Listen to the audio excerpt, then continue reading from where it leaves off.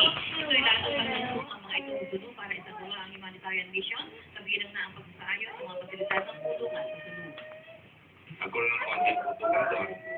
Ang aming pakiusap na yung ay magdahan-dahan lang tayo sapagkat baka matamaan yung mga delegates, yung mga members ng ICRC. At saka, ang pakiusap ko naman, kinakasundalo, dahan-dahan tayo.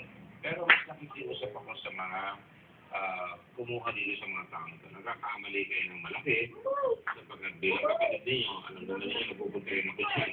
At yung kunting maputas ng sulo, pinili ko may event rito, Red Cross yan, bilang Red Cross. Ang mga taong kinuha nyo, binibisita yung mga taong wala na sa lingkungan. Sakali may mangyari sa tatlong binubot, pagkakiraw na wala na magpunta sa sulo para magsagawa ng humanitarian mission.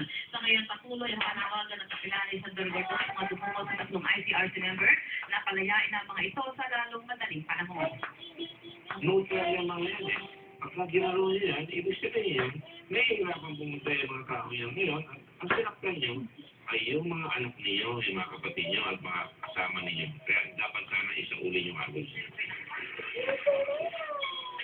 Sa ngayon, Mike, si Senator Gordon ang gumagawa ng paraan para makaugnayan ang pamilya nitong mga tinukot ng miyembro ng ICRC at inaasahan na naman niya na